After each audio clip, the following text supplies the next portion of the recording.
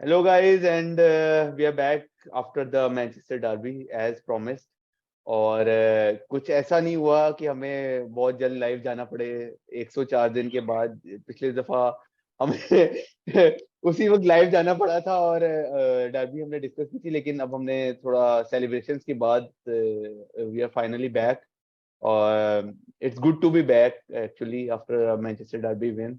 Very unexpected for a few, but I was expecting this because मैंने prediction भी अपनी यही दी थी और मेरी प्रिडिक्शन भी बिल्कुल ठीक हुई है।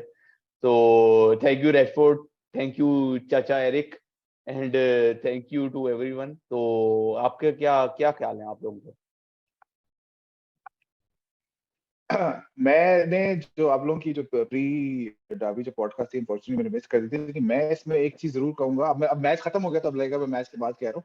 मेरे ख्याल से अनएक्सपेक्टेड नहीं था। ये बड़े अरसे बाद एक ऐसी डाबी आ रही थी जिसमें हमें लग रहा था हारने की तो कोई वजह नहीं बन रही थी। मैं मतलब वो जो अगर आप फॉर्म देखें, हालांकि स्क्वाड आप अभी भी कंपेयर करें, स्क्वाड उनका अभी भी हमसे बहुत बेहतर, लेकिन आप फॉर्म देखें और इम्पैक्ट कॉन्फिडेंस लेवल देखें तो ये तो एक वो फीलिंग आ रही थी मैच से पहले कि कुछ अच्छा हो सकता है। पहला हाफ भी थोड़ा इसी हिसाब से गया था कि मतलब आप अभी काफी अच्छे चांसेस थे, रैशफोर्ड के पास पहले हाफ में भी काफी अच्छे चांसेस थे। लेकिन सेकंड हाफ में जब ग्रिलिश ने गोल किया है ना, तब मेरे ख्याल में मैं अक्सर यूनाइटेड फैंस की बात पर ये बोल सकता हूँ कि उस वक्त लग रहा था कि नहीं यार, ये इतना मैच फिर अब गलत तरफ जा रहा है। लेकिन जिस तरह कमबैक किया कंसेक्यूटिव दो गोल्स, जो गोल कंटेंशियस है उसको हम बाद में डिस्कस करेंगे, लेकिन वो बैक टू बैक दो गोल करना उस मतलब सिर्फ फुटबॉल के हवाले से नहीं, मेंटल जो उस हवाले से बहुत इंपॉर्टेंट विन थी। और बड़ा ये इसको कहना चाहिए कि Erik ten Hag's Manchester United has finally officially arrived. Absolutely absolutely. Kashif, आपके क्या विचार हैं इस बारे में? हाँ, देखिए, बात यह है कि प्री मैच में जो मैंने डिस्कस किया था कि बेसिकली सिटी एक टाइटल चैलेंजर टीम है और I still consider them a title challenge team than us. अगर आप इस विन करें तो जो स्क्वाड है हमारे पास, जिस तरह की ऑप्शंस अवेलेबल थी, देखिए ना, मैच डायमेंशंस में चेंज हुआ। मुझे कल जो नजर आया ना, मुझे एरिक टेन हैग की ना माइंड प्रेजेंस नजर आई। जब हाफ में मार्शियल को ऑफ किया गया तो उसके बाद सिटी वर डोमिनेटिंग, क्योंकि आपके पास कोई स्ट्राइकर था नहीं, कोई टारगेट मैन था नहीं। और हम जो है ना, एक वो जो नॉर्मल जिस तरह सिटी करती है कि ऊपर चढ़ के खेलती है, और उनको वो पूरा मौका मिल रहा था कि हम पोजेशन ले रहे थे, लेकिन इधर उधर पास करके दोबारा सिटी हमसे बॉल कंटेन कर रहा था, क्योंकि ना रैशफोर्ड है ना एंटनी जो है एज अ टारगेट मैन कोई भी नहीं था। फिर क्या हुआ? खैर, आपको गोल हो गया, उसके बाद जो है आपका हमने भी गोल कर दिया, लेकिन उसमें जो एलेजांड्रो गर्नाचो गार्नाचो। था, असल गेम जो है गर्नाचो के आने के बाद। ठीक है, जब गर्नाचो आ गया फिर एक रोल डिफाइंड हो गया, फिर आपके पास एक विंगर आ गया। रैशफोर्ड को उन्होंने कहा जी आप मिडल से ऑपरेट करें, ताकि मिडल में कोई एक लिंक अप प्ले बने। तो मेरा ख्याल है कि मेरे लिए, मैं अगर आप मेरे लिए पूछें, तो जो फॉर्म लगी हुई थी उस हिसाब से मैं बहुत खुश था, इवन ड्रॉ पे भी, टू बी वेरी ऑनेस्ट। अब मैं बयान नहीं बदलूंगा, लेकिन मेरे लिए कल जो है ना वो सरप्राइजिंग था कि हम जो है उनको बीट कर देंगे अपने टर्म्स पे, कोई फ्लूक से नहीं। नहीं, वैसे फर्स्ट हाफ से देखा जाए तो एक जो मास्टर प्लान था, जो स्ट्रेटजी डिवाइस की हुई थी, वो एरिक टेन हैग ने, वो शुरू से ही थी।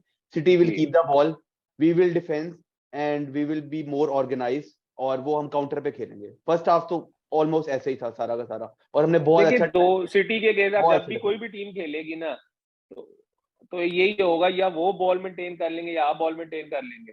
हम्म। तो फर्स्ट हाफ मतलब ऑलमोस्ट जैसा हम चाहते थे वैसे ही हुआ। टेन हैग ने अपनी पोस्ट मैच में भी कहा कि वी शुड हैव बीन 1-0 और 2-0 अप। वन गोल जो रेफोर्ड का एक दो चांसेस मिले थे, हम मतलब हमें लीड पे होना चाहिए था हाफ टाइम पे। लेकिन हाफ टाइम के बाद जिस तरह से फिर चीजें सिटी को हमने, सिटी जिस तरह चाहती थी सिटी इस तरह खेलना शुरू हो गई। उनके full backs higher up the page, Walker जो था वो हमारे हाफ में था, उधर कैंसेलो उधर रन मारा था, और उसी के दरमियान उनको गोल भी मिल गया। तो it was looking like more a city win at that moment, कि जब उन्होंने गोल मिल गया वो एक चीज थी जो वो चाह रहे थे, क्योंकि फर्स्ट हाफ में तो उनका कोई अटेम्प्ट ऑन टारगेट भी नहीं था, ना ऑन गोल था मेरा ख्याल है शायद। तो हमने इतना अच्छा डिफेंड किया था। तो उस हिसाब से देखा जाए तो वहां पे जो है मेरा ख्याल है most of the United fans, ऐसा लग रहा था कि अब नहीं, इस बार भी मुश्किल लग रहा है। कि इसको रोकना, लेकिन उसके बाद गर्नाचो की जो सब्स्टिट्यूशन थी that changed everything. Rashford injured था, इस वजह से उसको थ्रू द मिडल ऑपरेट करवाया और गर्नाचो को विंग पे लेके आया ताकि वो रन मार सके। और दरमियान में आपने ये भी सुना होगा, टेन हैग ने शॉ को कहा कि फ्रेड से कहो कि फीड करे गर्नाचो को बॉल, और ताकि वॉकर जो है ना वो पीछे ट्रैक बैक उसको उस तरह करे, वो हायर अप द पिच ना है, ताकि वो सिटी के जो अटैकिंग थ्रेट है ना उसको कम भी कर सके। तो ये चीज हमने फिर बहुत ज्यादा देखी, उसके बाद हमने गर्नाचो को बॉल्स खिलाई। तो ये थोड़ी जो शफलिंग हमने सेकंड हाफ में भी की है, तो उससे भी हमारी जो है ना वो एक one of the reasons of our win. अब आ जाते हैं हम फर्नांडिस के गोल पे। तो वली भाई आप कुछ कह रहे थे, लॉ क्या कहते हैं? पहले मैं काशिफ जो जो बता रहे थे वो कर लेते हैं, क्योंकि मैं फिर मेरा मेरा थोड़ा व्यू उससे थोड़ा डिफरेंट है। हाँ, मैं जो वो लॉ का देख रहा था और जो मैंने सुना था, जो मैंने कल, जाहिर बात है वो फौरन जो है वो शुरू हो गई उस पर डिबेट।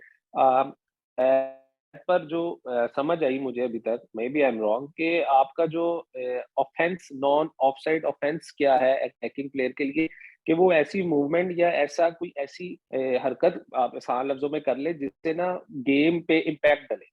और वो बार बार यही कह रहे थे कि रैशफोर्ड ने, अगर आप वो पूरा बोल देंगे, रैशफोर्ड ने रन लगाया कॉर्नर की तरफ, लेकिन उसने स्विच कर दिया सेंटर की तरफ, ठीक है। और अकांजी जो था वो रुक गया था पहले, ठीक है, और वॉलकर भी इस फर्नांडिस से साथ ही था, लेकिन ही वाज स्लोइंग डाउन। और रैशफोर्ड ने एकदम जब अपना अपना फेस चेंज किया और उसको इम्पैक्ट किया बॉल को, तो फिर वो वॉलकर भी आया, लेकिन ब्रूनो लेट था। तो एज पर दैट थिंग जो बाहर डिबेट हो रही थी, मुझे समझ आ रही थी इट वाज एन ऑफसाइड गोल। लेकिन अब काफी लोग ये भी कह रहे हैं कि, तो पता नहीं, आई डोंट नो, मुझे ज्यादा इसका नहीं है कि अपडेट नहीं मैंने है, कि प्रीमियर लीग रूल्स चेंज हो गए जिस मैंने वजह से एक वो जगह, नॉन हाँ ऑफसाइड था। हाँ, मैंने एक जगह पढ़ा था, एथलेटिक की जो सोर्स है ना, एथलेटिक है, कि a player is now judged to be offside if they either touch the ball after being in an offside position और their involvement stops an opposition player from playing the ball. Rashford ran alongside the ball but did not touch it, and no City defenders were in a position to touch the ball and divert it away from Fernandes. As a result, the initial on-pitch decision was overturned and the goal was awarded to Fernandes. ये athletic की source है जिसकी वजह से वो जो है ना गोल हमारा स्टैंड किया गया था। तो बेसिकली ये जो है ना उस, वो कह रहे हैं जी ऑफसाइड रूल जो है ना ऑल्टर किया गया है रिसेंटली। अब ये नहीं पता कब किया गया है, but this is what the source is as per my understanding. जो मेरे ख्याल में जो आसान लफ्जों में जो ऑफसाइड का रूल है ना, वो ये है कि जो प्लेयर ऑफसाइड है, या तो वो ऑफसाइड पोजीशन में है, या तो वो बॉल टच करे। जो आपने बेसिकली जो रूल पढ़ा है, मैं उसको मजीद थोड़ा जो मुझे समझ आता है उसको मजीद सिंप्लीफाई कर रहा हूँ। या तो बॉल टच कर दे, बॉल उसने टच कर दी तो वो ऑफसाइड। दूसरा ये है कि एक तो है ना कि इम्पैक्ट का वर्ड है ना, वो बड़ा वेग है। इम्पैक्ट तो बंदा बहुत बड़ा, आप अगर प्लेयर पिच के अंदर खड़ा है तो वो इम्पैक्ट नहीं कर रहा, तो ये वर्गी ने कहा था कल में इंजागी का कोई गोल हुआ था ऑफसाइड, तो it is not impacting the play, what is he doing on the pitch. तो ये वो वाली बात यहाँ पे आ रही है। तो इम्पैक्ट उसे पता होगा कि रैशफोर्ड ऑब्वियसली इम्पैक्ट कर रहा है उस वहां होने से, लेकिन जो लॉ है वो ये है कि उसकी अब इंटरप्रिटेशन ये है कि या तो वो बॉल टच करे, या किसी प्लेयर को क्लियरली वो स्टॉप प्रिवेंट करे कि जी वो बॉल को खेल ना पा रहा। तो वो जो क्लोजेस्ट डिफेंडर उसका था अकांजी था। अब रेफरी ने वहां पे डिसाइड ही करना था कि टच तो उसने नहीं किया, तो क्या जिस पोजीशन पे वो खड़ा हुआ है रैशफोर्ड, क्या वो फिजिकली प्रिवेंट कर रहा है अकांजी को बॉल प्ले करने से? उस रेफरी ने उसकी इंटरप्रिटेशन ये की है कि वो प्रैक्टिकली इंपैक्ट नहीं कर रहा। तो जो लॉ, मतलब ये बड़ा ग्रे, ब्लैक और व्हाइट वाला डिसीजन नहीं था, बड़ा ग्रे वाला डिसीजन था। यहाँ पे दो बातें हैं। पहली बात तो है कि एज पर लॉ आप इसको दोनों चीजें इंटरप्रेट कर सकते थे। जिस तरह और तरह की रूल्स में बात आती है कि आप इसको मतलब एक तरफ या दूसरी तरफ आप किस तरह देखते हैं, इंटरप्रिटेशन पे बात आ जाती है। दूसरा जो मेरा जाती इख्तिलाफ है, मेरे ख्याल में ये लॉ ही गलत। मतलब अगर प्लेयर इस पोजीशन में है उसको ऑफसाइड डिक्लेयर करना चाहिए। आप इम्पैक्ट ऑब्वियसली कर रहे हैं, लेकिन अब रूल जो है उस हिसाब से वो रेफरी की क्या इंटरप्रिटेशन है वो एक अलग बात है। जिस तरह ऑफसाइड का एक और रूल भी होता है कि अगर एक प्लेयर ऑफसाइड है और डिफेंडर ने क्लियर कर दी है बॉल, तो वो सेकंड फेज काउंट होना स्टार्ट हो जाए। उसके बाद अगर ball offside, originally offside player के पास जाए तो ऑफसाइड नहीं होता। ये रूल भी कंटेंशियस है। तो रूल के हिसाब से गोल दिया भी जा सकता था, ऑफसाइड भी दिया जा सकता था, लेकिन उसकी इंटरप्रिटेशन रेफरी ने की है। तो रूल मेरे ख्याल में थोड़ा लेकिन रूल के हिसाब से दोनों फैसले किए जाते। चले वो ये होता है इसलिए तो वो था नहीं कि ऑन फील्ड कॉल थी इसलिए वॉर के पास नहीं गई, इसलिए ऑन फील्ड कॉल थी और वो सब्जेक्टिव मतलब सब्जेक्टिव कहेंगे, सब्जेक्टिव कॉल थी उसकी ऑन फील्ड, इसलिए ये वीआर के पास नहीं गई। ऑन फील्ड कॉल जो है ना वो जो है वो ली गई उस टाइम पे। काफी इंटरप्रिटेशन लोग का कह था रहे हैं कि वो वार आपका इंटरप्रिटेशन, वो रेफरी ने अगर इंटरप्रेट कर दिया कि वो इंटरफेयर करे नहीं करा, उसमें वार सिर्फ ये बता सकता था कि टच हुई है या नहीं हुई है। तो वो उसने तो नहीं, वो वाला काफी लोग क्वेश्चन बोल रहे हैं ना कि वो वॉर के पास जाना चाहिए था डिसीजन, तो उस पे जो है ना मैंने ये मजीद ऐड ऑन किया। चलिए कुछ डिसीजंस इस तरह होते हैं कि कुछ आपकी फेवर में चले जाते हैं, कुछ कई दफा हमारे अगेंस्ट भी जाते हैं। मोस्टली रिसेंट टाइम्स में हमारे अगेंस्ट ही जा रहे होते हैं, तो एक हमारी डिसीजन फेवर में भी चला गया तो क्या हो गया। तो नहीं, मैं इसमें ये कहूंगा कि अगर ये डिसीजन हमारे हाथ में जब गया ना तो we will say it was a brilliant mind presence of Rashford and a well signal picked up by Fernandes, जो अभी जो अब इंटरप्रिटेशन इसकी एज अ गोल की बनती है, लेकिन अगर एज अ ऑफसाइड हो जाता तो हम कुछ भी ना बोल रहे होते, हम यही कहते कि रैशफोर्ड ने एक चालाकी की लेकिन पकड़ा गया। नहीं, मेरे ख्याल में तो जो brilliant presence of mind entirely Fernandes की थी। रैशफोर्ड मुझे नहीं लगता उस मोमेंट में इतना सोच रहा था कि मैं ऑफसाइड नहीं टच करूंगा, बच जाऊंगा। रैशफोर्ड ने मैंने वो ना पूरा पीछे पूरे एंगल से गोल जब देखा है ना, तो रैशफोर्ड ने जो अपना रन सेंटराइज किया है ना वो तब किया जब उसने ब्रूनो का रन देखा कि Bruno starts running with the Volker. वरना तो वो यही चाह रहा था कि मैं उस साइड पे जाऊं तो ब्रूनो ही वो पूरा बॉल ही ब्रूनो ले। अच्छा, अब आ जाते हैं अपने नेक्स्ट क्वेश्चन पे। Does this win makes us title Challengers? इस पे आप बारी बारी बता दें, क्योंकि काफी क्वेश्चंस लोग काफी ना बहुत हाइप किया हुआ है ना, मीडिया ने भी और फैंस ने भी, कि अब तो सिटी को हरा दी है, अब तो मतलब 1 पॉइंट का डिफरेंस है, तो we are there in the title challengers race. तो मेरा ख्याल है कि हम अभी भी नहीं है, we are there at the third position. और मेरा ख्याल है कि मेरा ख्याल है if we finish at third at the end of the season, तो मैं बहुत ज्यादा सेटिस्फैक्टरी, मैंने शुरू में शायद सोचा भी नहीं था कि हम थर्ड भी फिनिश करेंगे। तो आई विल बी, हमने यही कर रहे थे, प्री मैच में भी यही बात कर रहे थे। और दूसरी बात ये थी कि टाइटल चैलेंजर्स के लिए इस वक्त हम जनवरी में ये बात क्यों कर रहे हैं, जबकि it's too soon. I think March April में अगर ये बात की जाए तो वो ज्यादा बेहतर होगा बात करना इस बारे में, टाइटल चैलेंजर्स के बारे में। देखें, इसमें एक बात तो ये है कि हम अमूमन एज मैनचेस्टर यूनाइटेड फैंस, हमारे अंदर ये पिछले खास तौर पे, क्योंकि अब इतना उरूज देखा है, तो जब जवाल चला तो जब भी कोई हल्की सी एक वो उम्मीद की किरण नजर आती थी तो हम चैंपियंस लीग भी जीत जाते थे और प्रीमियर लीग भी जीत जाते थे और वर्ल्ड कप फुटबॉल सब कुछ जीत जाते थे। उसके बावजूद मैं ये कहूंगा, अगर आप लॉजिकली सोचें, आप इस तक टाइटल फेवरेट्स जो हैं वो आर्सेनल है।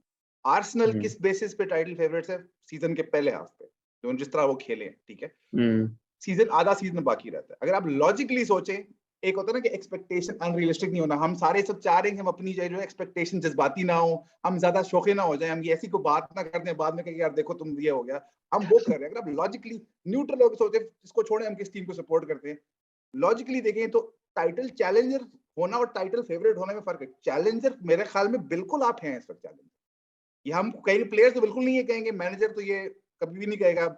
और लेकिन आप अगर सिटी से 1 पॉइंट पीछे हैं, आर्सेनल इस सब क्लियर फेवरेट है, लेकिन वो आर्सेनल है। अगर सिटी और आर्सेनल की पोजीशन आप स्वैप कर लेते तो फिर आप कह सकते थे कि हाँ भाई सिटी की इतना एक्सपीरियंस है टाइटल जीतने का।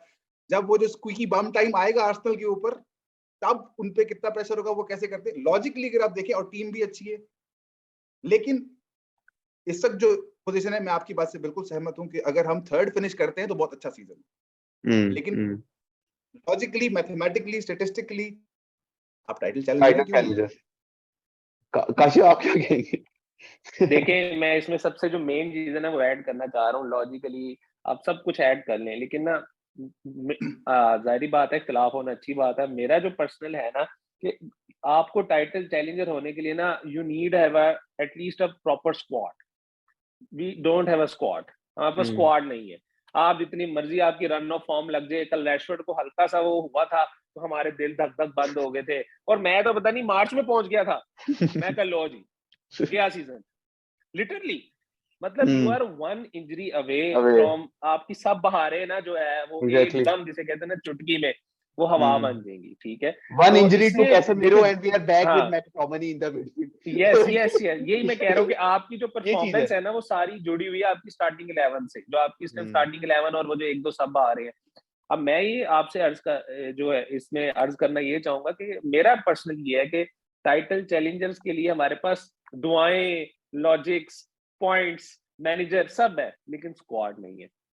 आपके पास स्क्वाड नहीं है अभी, इसलिए मैं जो है ना ग्राउंडेड रहूंगा। मैं आप पता क्या, मैं लालच पता आप कहाँ कर रहा हूँ, मैं लालच कर रहा हूँ टॉप 4 में, तो आप ऐसा ऐसा पक्के हो रहे हैं। मेरी लालच जा रही है यूरोपा लीग पे। यस हाँ, यूरोपा लीग में बार्सिलोना जो भी है यूरोपा लीग में, क्योंकि जिस तरह का हम गेम प्ले खेल रहे हैं ना अब हम यूरोप में जो है ना कुछ हल्की फुल्की जो है ना मस्ती कर सकते हैं। तो जो मेरी जो लालच है ना वो यूरोपा लीग की तरफ है, not FA cup, not the league cup. मेरी जो लालच है वो यूरोपा लीग पे है। I will more prefer Europa league. Title challenger आप ठीक है अपने आप को ओवर देखें, जब टाइटल चैलेंजर आप प्रॉपर बन भी जाते हैं ना तो फिर ओवर प्रेशर भी हो जाता है ना। फिर जो जिस तरह गर्नाचो अभी फ्री फॉर्म में खेल रहा है, उस बच्चे पे कोई प्रेशर नहीं है। फिर जाहिर बात अगर किसी मैच में रैशफोर्ड नहीं है, गर्नाचो खेल रहा है, he so much pressure on him, ठीक है। आपने जो है वो अभी स्ट्राइकर लॉन पे तो ले लिया है, बट अब देखें वो कैसा परफॉर्म करता है, लेकिन still you are very far away as a squad title challenger. लेकिन अगर दुआएं चलती रही, इंजरी फ्री चलते रहे, तो हु नोस। उस तरह से अगर देखा जाए ना तो स्क्वाड, वैसे आर्सेनल का भी कोई स्क्वाड नहीं है, उनका भी अब एक स्क्वाड डेप्थ उनके पास इतनी ज्यादा नहीं है, तो वो भी ये वन इंजरी नहीं। आर्सेनल के पास ना जो स्क्वाड डेप्थ है ना, मेरी बात में, आर्सेनल के पास जो स्क्वाड डेप्थ है ना, वो बेसिकली उनके तो ज्यादा जो प्लेयर्स हैं वो उन्होंने एकेडमी से हायर किए हैं, और कुछ जो उन्होंने साइनिंग की है। अगर आप अभी भी स्क्वाड को ओपन करके देखें ना, Arsenal have some serious squad depth. अगर आप बात करें उनकी, कम से कम जो ऐसे स्टार्टिंग प्लेयर्स हैं जो एक पोजीशन पे अगर प्लेयर इंजर्ड हो जाए तो दूसरी पोजीशन पे बंदा उनके पास अवेलेबल होगा। हमसे अच्छी, मैं अभी इसको सिंपलीफाई कर देता हूँ, हमसे अच्छी उस टाइम उनके पास स्क्वाड डेप्थ है। हमसे तो बेहतर ही होगी। हम तो पता नहीं, कल भी बेंच पे वो माइनो, गर्नाचो, मतलब आपके सारे यंगस्टर बेंच पे आपको वो मिल रहे हैं, ऐसे ही है। तो हमारे से तो बेहतर ही है ऑफ कोर्स। तो that was all from the Manchester derby, and it was good win and very important win. Makes us realize that we are back in form and back in the top, among the top clubs actually. Or next match against Crystal Palace. Madness of badness is coming soon. Madness coming soon. Eric Ten Hag masterclass. This is my new slogan. I'm not madness of badness. I am not in danger. I am the danger. I am a danger. I am the danger. That is what Eric Ten Hag is all about. और मेरा ख्याल है कल वाली victory, it all because of Eric Ten Hag and the class he is showing. And that was all about the Manchester derby. And we will see you soon after the match against Crystal Palace. मेरा ख्याल है midweek है हमारा match तो. Yes, midweek. So we will do Tuesday night, I think so. We will analyze and hopefully we will see a lot of changes, I think, in the team as well. After we don't have squad, but we will see some changes against Crystal Palace. क्योंकि उससे अगले Sunday तो हमारा पूरा title challenge का match है, फैसलाकुन match है। फिर एक आर्सेनल के साथ मैच है, फिर हमने एक दफा टाइटल चैलेंजर्स बनना है, फिर टाइटल फेवरेट्स बना देंगे वो जीतने के बाद। तो let's see how it goes. And it's good to see Manchester United back again. And that was all from Kickoff Conversation, and we will be back. Take care, and don't forget to like and subscribe our channel. Thank you.